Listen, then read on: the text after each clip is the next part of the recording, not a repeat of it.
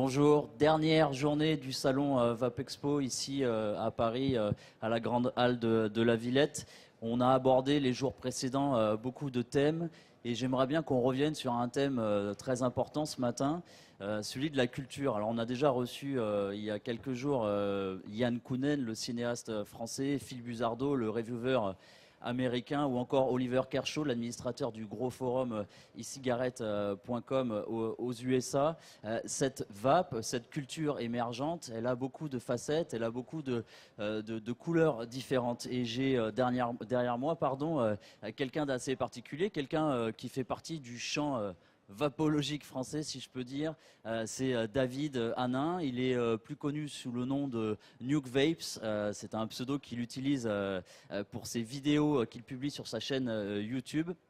Des vidéos qui est essentiellement centrées sur des revues de produits. Alors, en dehors du fait qu'il soit fun, branché, extrêmement sympathique, ce qui est intéressant avec David, c'est que peut-être il représente un petit peu cet enfant de la vape, ce monde émergent, cette culture naissante qui a ses codes, son vocabulaire, ses codes vestimentaires, pourquoi pas, même sa musique, ses codes cinématographiques, ses goûts, ses couleurs. Et on va voir ça aujourd'hui avec lui. On va lui poser quelques questions parce qu'il revient tout droit des États-Unis. Voilà, c'est la vape en question, spéciale Bonjour. culture.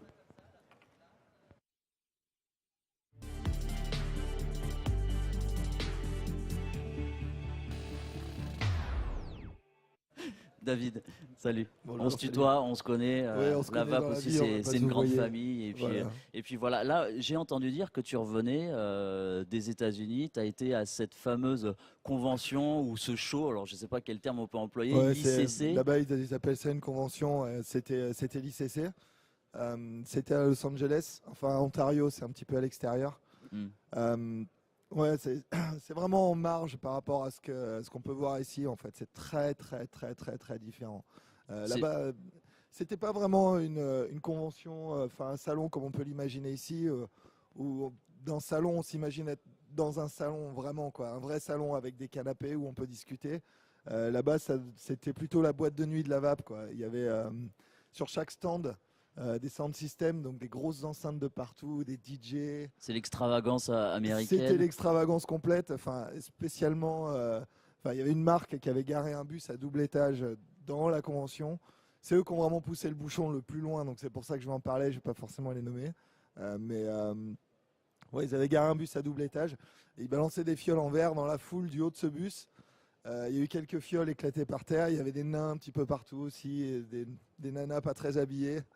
Euh, c'était un peu n'importe quoi. Je veux dire, les patrons de Five Pounds étaient là aussi. Enfin, les trois représentants de Five Pounds étaient là. Ils étaient un petit peu excédés de ne pas pouvoir discuter avec les gens à cause du bruit environnant. J'ai tenté tant bien que mal de faire une interview là-bas, mais ça a été la seule interview que j'ai pu faire en fin de salon avec eux.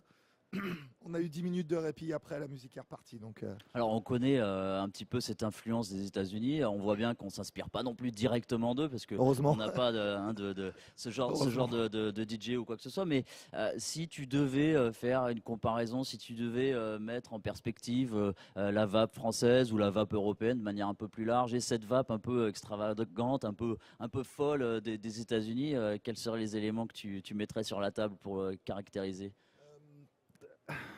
C'est compliqué parce que c'est vraiment, enfin, c'est comparer un peu deux choses qui sont pas vraiment comparables.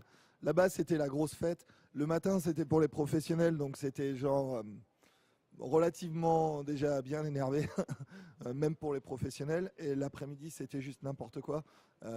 Les bancs tests, par exemple, là-bas, sont tous avec des 26 650 et des drippers en Subhome, évidemment. Voilà, donc c'est très très en marge de ce qu'on peut voir ici. Ça a vraiment absolument rien à voir quoi. La vape à l'américaine, c'est plus. J'ai l'impression qu'ils prennent ça de façon un peu plus récréative et d'ailleurs ça transparaît dans les magazines presse aussi, dans la presse écrite. Ça transparaît dans tous leurs médias. Phil Buzardo, qu'on a reçu les derniers jours, m'a dit quelque chose. Il l'a dit aussi sur le plateau ici. Il était étonné de voir à quel point on avait pu faire preuve d'organisation, de sérieux, entre guillemets. Je crois que c'est le terme qu'il a utilisé en abordant des sujets politiques, de faire ce type d'intervention informative ici au centre du salon. Tout est bien, tout est beau. Un peu j'ai eu le sentiment qu'il voulait nous donner cette image de bon élève de la vape Ah, mondiale. tout à Est-ce que fait. toi, tu es d'accord avec Ah, je cette suis idée? complètement d'accord avec ça et je comprends tout à fait sa vision parce que quand tu reviens de la folie de là-bas et que tu arrives ici, tu te dis ah enfin on peut discuter avec les gens. Bon là j'ai la voix cassée. Bon c'est parce que j'ai parlé avec énormément de personnes et c'est super. J'ai pas mal vapé aussi, ce qui est une autre raison. Enfin bref. Mais ouais là-bas j'avais la voix cassée simplement parce qu'on est obligé de hurler pour pouvoir s'entendre et ça dans un salon où la plupart des acteurs viennent faire bien souvent des milliers de kilomètres pour se rencontrer, pas pouvoir discuter avec ces gens-là, c'est quand même dommage. Est-ce que tu as l'impression, alors sans jouer les rabat-joie, mais que les États-Unis ou la vape américaine oublient le contexte dans lequel s'inscrit cette vape, c'est-à-dire un outil, pas de lutte contre le tabagisme, mais en tout cas quelque chose qui s'y oppose. Je pense que je vais paraître peut-être un peu, je vais sortir un peu de l'image que j'ai d'habitude et paraître un peu genre le casse-fête ici, quoi. Mais je pense que au-delà d'être quelque chose d'un peu extravagant et d'être quelque chose comme ça qui est pas vraiment, qui cadre pas vraiment avec ce qu'est la cigarette électronique, j'irais même jusqu'à dire que c'est néfaste. Euh, à l'ICC, cette année, il y avait des sénateurs qui étaient présents. Il y avait beaucoup d'associations aussi qui étaient présentes, militantes, pour essayer de guider les professionnels américains, pour leur expliquer un peu les lois qui sont en train d'être passées avec la FDA. Il y avait un panel qui était super impressionnant. Il y avait Nick Grimm-Green, il y avait Pibus Sardo qui était là, il y avait Dimitri Agrafiotis, il y avait les gars de CASA, qui est un peu l'équivalent de l'AIDUS aux États-Unis. Il y avait un panel impressionnant, il y avait 200 personnes pour y assister alors qu'il y avait plus de 6000 personnes dans le salon. Et c'est néfaste parce que quand un sénateur vient pour se faire une idée sur un monde de la cigarette électronique, si l'ICC avait ressemblé à ça, il se serait dit ah mais en fait c'est bien. En même temps, c'est une problématique qui est compliquée puisque le produit, pour qu'il soit attractif, il faut aussi qu'il soit fun.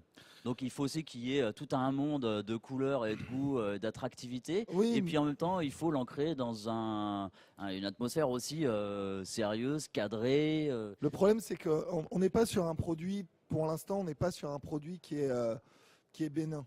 On est sur un produit qui touche quand même un petit peu de près ou de loin à la santé. On n'est pas sur un truc qui est totalement récréatif non plus, ça peut l'être, mais on n'est pas non plus dans le total récréatif. C'est pas comme par exemple quand on va dans les salons pour la moto ou les salons pour les voitures de sport ou les choses comme ça, où là on peut se permettre ce genre d'extravagance. Il n'y a aucun problème. Il n'y a pas de loi qui vont être passées contre les voitures d'ici à très bientôt. Donc là c'est possible. Dans un monde aussi menacé que la cigarette électronique, que ce soit aux États-Unis ou en France, il faut faire preuve de professionnalisme, il faut montrer patte blanche. J'ai envie de dire, c'est un peu comme se pointer à ton premier repas où on te présente tes beaux-parents avec une crête verte et un short camouflage et te dire ok, salut beau papa, salut belle maman. Enfin, tu vois, tu essayes de montrer une bonne image de toi. Après que tu arrives avec une crête verte pour le jour de l'an, une fois que tu as fait connaissance, c'est cool, il n'y a pas de problème. Mais là, c'est un peu se pointer à ton premier repas de belle famille, habillé n'importe comment et te présenter sous ton plus mauvais jour en fait. Je pense qu'il faut qu'on se présente sous notre meilleur jour pour éviter de ramasser enfin, voilà quoi. Alors parmi ces multiples facettes de la vape et pour rester dans ce côté un peu récréatif ou fun de la vape, on parle par exemple des vape lounge. Donc ce sont des endroits, des bars spécialisés où Ouais. on s'y rend pour déguster des liquides, échanger sur le matériel, etc. C'est un phénomène qu'on a vu émerger à New York, si je me rappelle bien, le Vaporium, le nom Ouais, du bar exactement. Est-ce Vaporium, que ouais. c'est un phénomène que déjà dont tu as fait l'expérience aux États-Unis et tu penses qu'il va arriver ici en France? Alors aux États-Unis, malheureusement, j'ai pas vraiment eu l'opportunité de voir quoi que ce soit parce qu'on a fait un petit peu convention, hôtel, convention, aller-retour et ça a été très court. Donc j'ai pas eu le temps d'aller visiter un peu à l'extérieur. Il y a des vape lounges qui sont en train d'ouvrir. En fait, c'est simplement reprendre le principe du club à cigares et l'appliquer au domaine de la vape. Je trouve ça très bien, personnellement. On retombe toujours dans cette même problématique réglementaire puisque la vape dans les lieux publics, pour l'instant, on est un petit peu en attente. Alors il faudrait faire exactement comme les clubs à cigares, c'est-à-dire en faire des clubs privés avec des cartes de membres. Et voilà, avec une entrée, il faut être membre. Et puis voilà, quand on est membre, on peut entrer. Je suis pas vraiment opposé à cette idée à partir du moment où c'est ouvert à des adultes qui savent ce qu'ils sont en train de faire. Je suis pas du tout opposé à cette idée. Au contraire, avoir des lieux comme ça d'échange sur la vape, ça permet aussi de pouvoir se retenir quand on est dans un bar normal aussi, ou simplement de pouvoir dire, ok, on a un vapéro, les gars, on va se rejoindre. Autant se rejoindre dans un bar qui est fait exprès, où il y a des juices, où il y a des batteries qui vont être chargées, où il y a du machin, où tout le monde sait ce qui va se passer, plutôt que d'organiser ça à la sauvage dans un bar et faire fuir tout le monde, ce qui est déjà arrivé. Alors, en me promenant un petit peu autour de la Villette et au sein du salon, j'ai croisé un groupe de gars avec des t-shirts Cloud Chasers et ils faisaient des nuages vu énormes. ça, On en a parlé hier ou avant-hier avec Phil Buzardo. Est-ce que pour toi c'est une pratique qui se démocratise? Comment tu vois un petit peu? Est-ce que toi-même tu es adepte de Je cette suis adepte pratique-là? je suis pas un cloud chaser dans le sens où je fais pas ça pour, c'est pas une compétition. Je suis pas en train de me dire je vais faire le plus gros cloud, mais j'avoue que c'est une certaine façon de vaper avec des drippers, avec une puissance assez élevée. Et c'est quelque chose voilà, que j'aime bien faire, que j'apprécie de plus en plus. Au début, je faisais ça un petit peu de façon épisodique et en travaillant mon matériel et ma technique, je me suis aperçu que c'était quelque chose que j'aimais bien faire parce que voilà, c'est une sensation qui est assez intense. Maintenant, c'est quelque chose c'est une épée à double tranchant. Il faut savoir le faire. Il faut savoir aussi ce qu'on fait avec les batteries. Il faut savoir ce qu'on fait avec les coils. Il faut connaître toutes ces choses-là. Il faut faire des petits calculs et tout, surtout quand on utilise des modes méca non protégés. Ce qui n'est pas mon cas. Moi, j'essaye de faire ça avec des modes électro qui sont puissants, plutôt qu'avec des modes méca et descendre super bas sur les accus. Ouais, en fait, il y a un vrai problème là-dessus parce que c'est très attrayant cette culture et ces gros clouds, et les t-shirts et les machins et les rappeurs et les trucs. C'est super attrayant pour les débutants. Alors c'est cool parce qu'ils se mettent à la vape. C'est moins cool parce qu'ils risquent de faire un petit peu n'importe quoi avec leur batterie. On a vu des accidents arriver. Donc voilà, c'est aussi un peu à nous de former, Alors justement, d'expliquer. parlons musique hein, et mode aussi, parce que j'ai l'impression que, alors tu vas me dire si je me trompe, mais que la vape, en tout cas ce côté un petit peu américain, est très rock, rap, Ouais. tatouage, chaîne, Alors en grosse tout cas, boîte. oui, aux États-Unis, c'est comme ça. Aux États-Unis, en effet, c'est vraiment comme ça. C'est très typé. Alors chaque marque en plus a vraiment son image et son type de musique. Et en effet, quoi, les tatouages, le rock, le rap, toute cette culture mauvais garçon ou mauvaise fille, suivant dans quel Tu dirais côté que on ça se place. reflète un peu l'esprit contestataire Ouais, de la carrément, vape? carrément.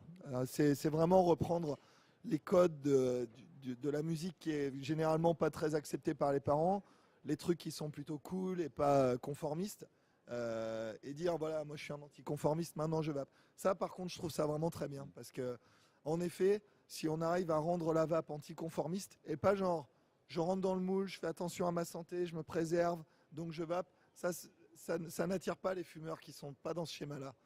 Par contre, si tu arrives à les amener sur un terrain où ils s'y reconnaissent, où ils se disent ouais, moi je suis contestataire, je fais les gros clouds, là ça peut être intéressant parce que c'est une bataille qu'on peut gagner de cette façon-là. Pour les professionnels qui sont ici présents, les comportements d'achat, on sait que la vape, ou en tout cas le commerce de la vape, a beaucoup démarré sur Internet. Les chiffres de l'OFDT l'année dernière ont montré que finalement c'était plus qu'une faible partie des axes d'achat, l'Internet, et que les achats se faisaient essentiellement maintenant dans des boutiques spécialisées ou via des bureaux de tabac. Est-ce que tu dirais que l'Internet est en train de se spécialiser et que ce n'est plus que l'affaire des vapoteurs avancés, des vapoteurs aguerris qui cherchent du matériel de plus en plus nouveau? Je pense pas, je pense que malgré le fait que les chiffres montrent qu'environ 10% des vapoteurs passent par Internet, à peu près, au dernier chiffre que j'ai lu, je reste convaincu qu'il y a pas mal de primo-accédants qui passent par Internet en tapant juste cigarette électronique et en achetant le premier kit sur lequel ils tombent, bien souvent en étant déçus ou en sachant pas vraiment comment ça marche.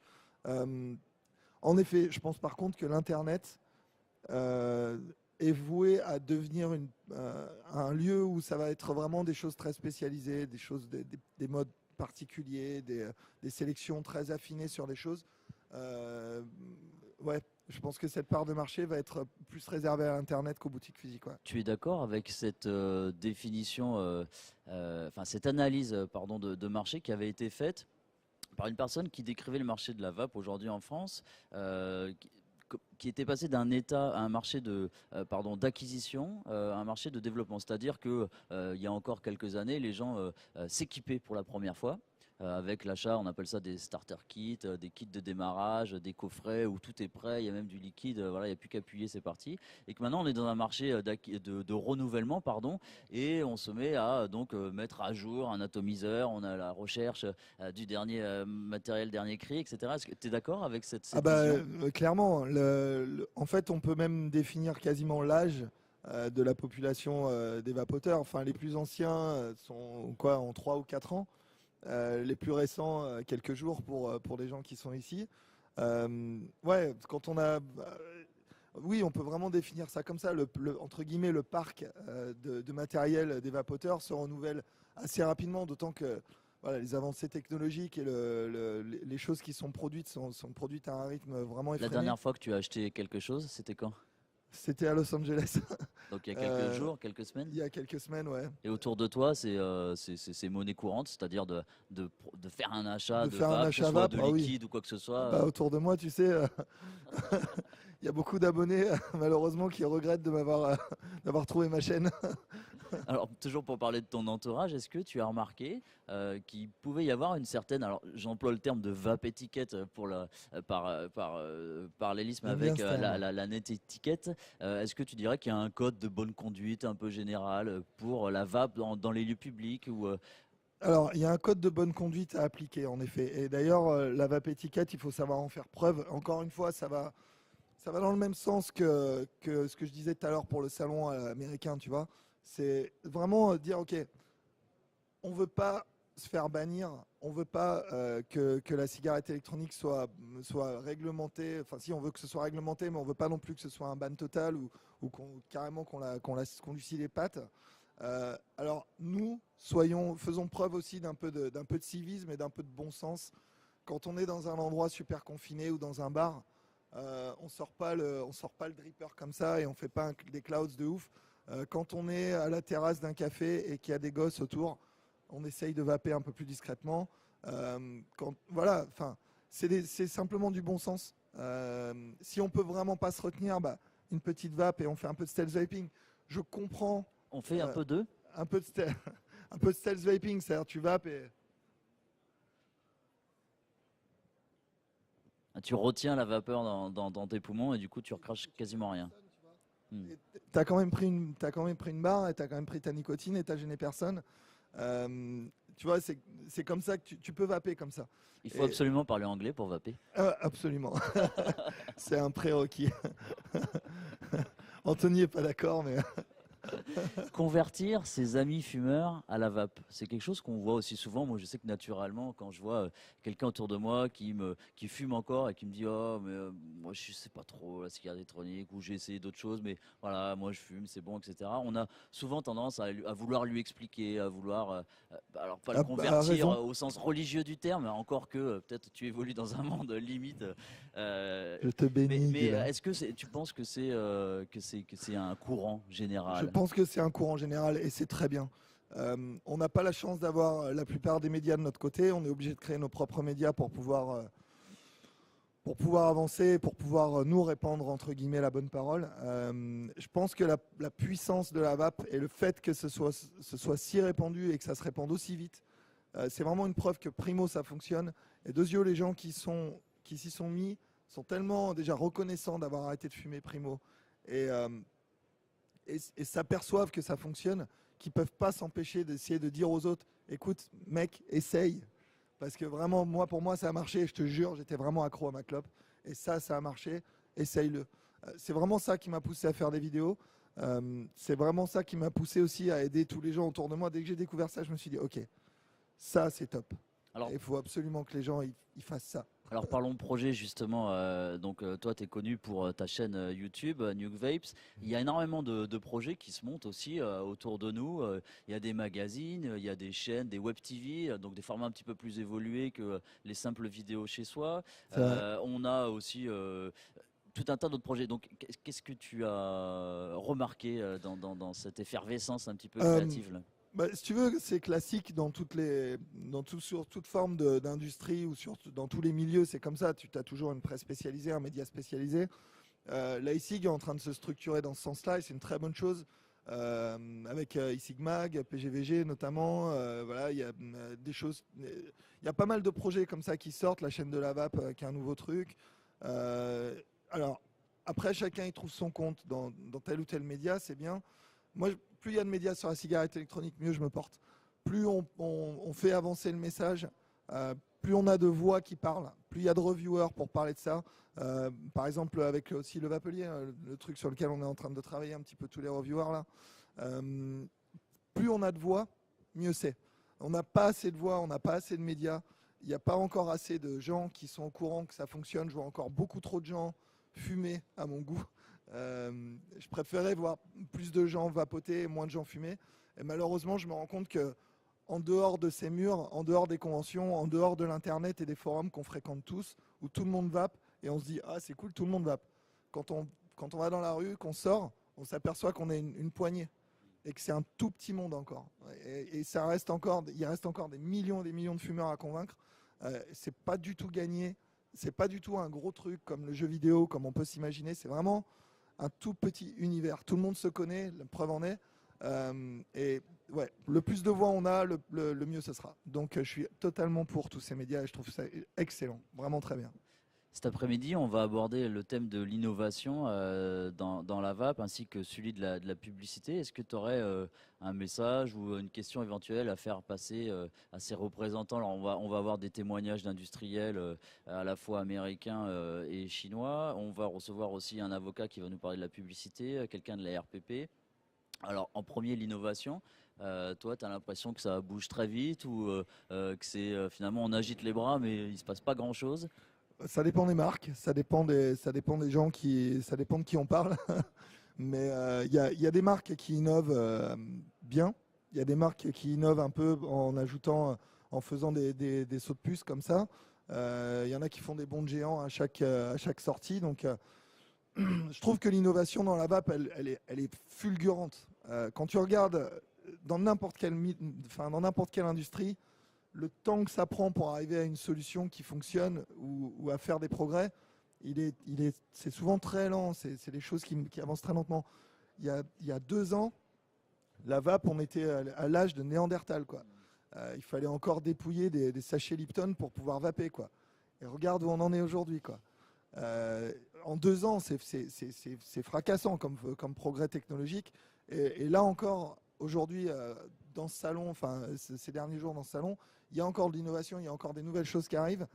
En 2 ans, je trouve ça, c'est fulgurant. L'effort collectif et l'innovation collective a été fulgurante, quoi. Et c'est très bien. Pour finir, publicité, on a vu par exemple des clips de rap ou même des séquences dans certains films. La vape commence à rentrer dans le champ audiovisuel. Qu'est-ce que ça t'inspire, toi, quand tu vois un clip musical, par exemple, avec des jeunes placements filles de produits, des ouais, choses comme ça. Bah écoute, je suis mitigé là-dessus parce que je suis pas sûr qu'un placement de produit, tu sais, genre, déjà ça se voit que c'est un placement de produit et c'est ça le problème. C'est que c'est souvent très mal amené. Le gars, il marche dans la rue. il remplit son Clio à l'envers. Une espèce de photo de fiole en 4:3 qui prend tout l'écran, 1 seconde de pause, alors que le clip, c'est que des images de tic tic tic. Alors, les placements de produits, je trouve ça toujours plus ou moins mal fait, donc ça fait vraiment page de pub au milieu du clip. Moi, si je faisais un clip, j'essaierais de pas le faire. Mais, ou alors de façon plus intégrée, quoi. Après, je suis d'accord sur certains trucs, moins d'accord sur des clips qui vont être regardés par un public plutôt jeune.